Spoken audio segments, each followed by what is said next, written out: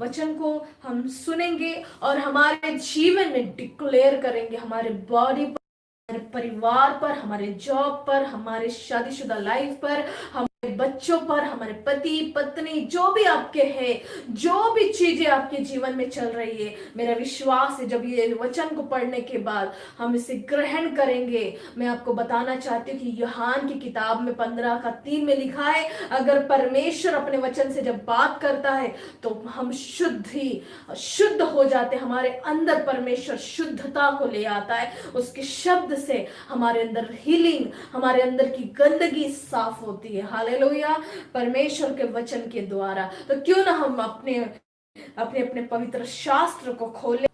मरकुस की किताब 3 अध्याय और 1 से पढ़ेंगे। Mark chapter 3 and verse 1 to 6 से हम 6 तक पढ़ेंगे। Hallelujah, hallelujah, thank you Jesus. हम पढ़ेंगे, मैं आपके लिए जरूर से पढ़ना चाहूंगी। वह फिर आराधनालय में गया। मैं आपको बताना चाहती हूँ यहाँ पर यीशु मसीह आराधनालय में गए। फिर से हम पढ़ेंगे, यीशु मसीह फिर से आराधनालय में गया। वहां एक मनुष्य था जिसका हाथ सूख गया था और वे उस पर दोष लगाने के लिए उसकी घात में लगे हुए थे कि देखे वह सब्त के दिन उसे चंगा करता है कि नहीं। यहाँ पे यीशु मसीह के लिए वो लोग बोल रहे कि वे जो सदस्य और फरीसी थे यीशु मसीह पर दोष लगाने के लिए उसकी घात में लगे हुए थे और ये देख रहे थे कि आज आराधनालय में आया है, अब ये हम देखते हैं सब्त का दिन है, अब ये व्यक्ति को चंगा करेगा, ये क्या करेगा, हम लोग इसे देखेंगे। तीसरा वचन इस प्रकार कहता है, उसने सूखे हाथ, यीशु ने सूखे हाथ वाले कहा, बीच में खड़ा हो और उनसे कहा, क्या सब्त के दिन भला करना उचित है या बुरा करना, प्राण को बचाना उचित है या प्राण को घात करना उचित है। पर वे चुप रहे। उसने उनके मन की कठोरता से उदास होकर उनको क्रोध से चारों ओर देखा। यीशु मसीह ने, हालेलुया, और उस मनुष्य से कहा, अपना हाथ आगे बढ़ा। और वह व्यक्ति ने अपना हाथ आगे बढ़ाया और उसका हाथ अच्छा हो गया।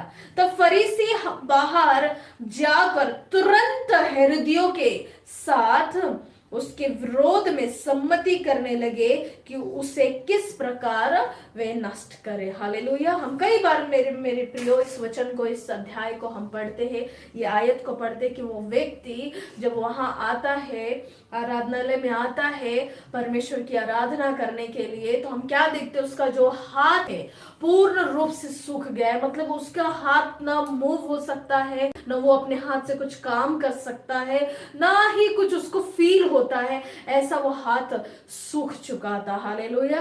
कई बार हमारे जीवन में हमारा हाथ तो सूखा नहीं होता है, लेकिन हमारी जिंदगी सूख गई होती है। जितने लोग मेरे साथ सहमत है, कहे हाँ, हमारे साथ ऐसा होता है। हालेलुया।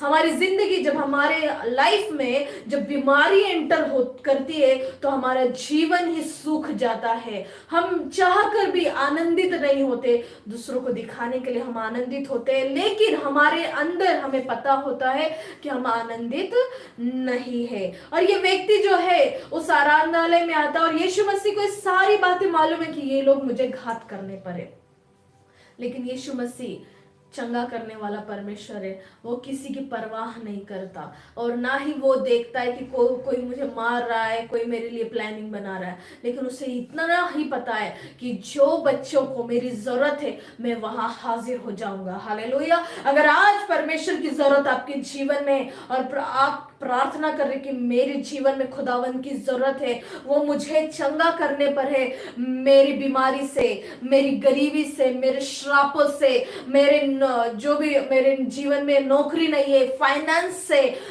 जो मैरिज नहीं हो रही है, बहुत सारी चीजें जो हमारे पास होती है, बहुत सारे हमारे पास लिस्ट तैयार होती है, कितने सारे हमारे जीवन में समस्याएं, हमारे जीवन में जब हम देखते हैं कि परमेश्वर इस समस्याओं से वो वाकिफ होता है, वो देखता है कि हमारे जीवन में समस्या जरूर है, लेकिन अगर हम उस समस्या को यीशु मसीह के ऊपर न रखते हुए परमेश्वर के पैरों तले ले आए, यानी कहने का मतलब है, जब हम कुरिन्थियों के अध्याय में पढ़ेंगे तो वहां पर 5 के 10 में लिखा हुआ इस प्रकार कि सारा जो है अपना जो विचार है, सारी जो चीजें, अपने ऊंचे विचारों को तुम क्या करो, यीशु मसीह के चरणों में लेकर आओ और उसे खंडित करो। जब हम उस सारी बीमारी को, सारे प्रॉब्लम्स को, सारी कमी घटी को, सारी गरीबी और श्राप को हम यीशु मसीह के पैरों के पास लाते हैं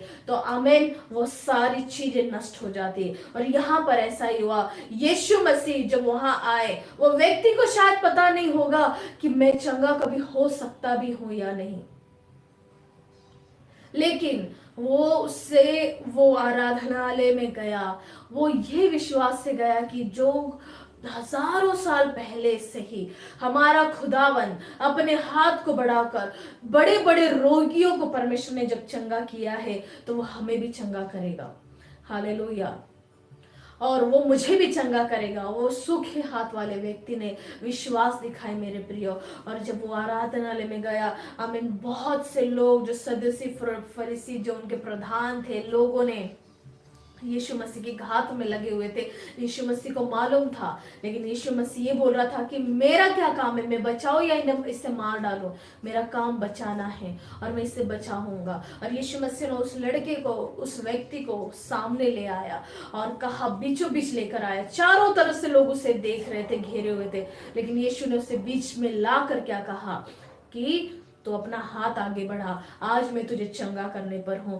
यीशु मसीह के नाम में मैं प्रभु की दासी होने के नाते मैं भी आपसे कहती हूं, अपने हाथ को बढ़ाइए। यीशु मसीह आज चंगा करने पर है। अपने अगर हाथ को बढ़ाएंगे, हाथ का बढ़ाने का मतलब क्या है मेरे प्रियो? हाथ का बढ़ाना यानी हमारे पास अब कुछ नहीं है, हम किसी की भी शरण नहीं ले सकते, लेकिन एकमात्र परमेश्वर है जो उस आकाश से, उस स्वर्ग से हमें देखता, उसका नाम यीशु है। जब हम अपने पिता की ओर अपना हाथ बढ़ाते हैं तो हम देखते कि मेरा पिता मेरे हाथों को छू कर हमें चंगा करता। हाथ का बढ़ाने का मतलब है कि जब मैं स्तुति और आराधना के लिए अपना हाथ बढ़ाऊंगी, प्रार्थना करने के लिए अपना हाथ बढ़ाऊंगी, प्रभु परमेश्वर के वचन को पढ़ने के लिए अपना हाथ बढ़ाऊंगी, तो परमेश्वर मुझे चंगा करेगा। हालेलुया। आज यही मैसेज है, अपने हाथ को बढ़ाए, हाथ को बढ़ाए मेरे प्रियो।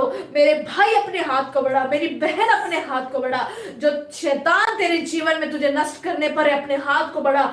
मेरा विश्वास है और मैं गारंटी देती हूँ कि यीशु मसीह तेरे हाथ को छुएगा और तुझे चंगा करेगा, तेरी समस्याओं को बाहर निकाल फेंकेगा। आज यीशु मसीह ने क्या कहा? तू बीचों बीच उस व्यक्ति को बीचों बीच आ जा और मैं तुझे चंगा करूंगा।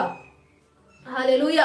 सारी चीजों को साइड में रखते हुए बीचों बीच आ जाइए, अपने घुटने टेक दीजिए और यीशु मसीह के सामने खड़े हो जाइए और कहिए, पिता आप मुझे चंगा करने पर है, मैं विश्वास करता हूं और मैं धन्यवाद देती हूं कि तू अगर नहीं होगा तो मैं कभी चंगा नहीं होंगी, चंगी नहीं होंगी, लेकिन तूने कहा है अपने हाथ को बढ़ा, तो मैं पिता अपने हाथ को बढ़ाऊंगा और बढ़ाऊंगी। और इस वक्त जब मैं हाथ को अपने बढ़ाती हूँ, तेरी चंगाई हम पर उतर आई है। हालेलुया। क्यों ना अपने हाथों को उठाकर प्रार्थना कर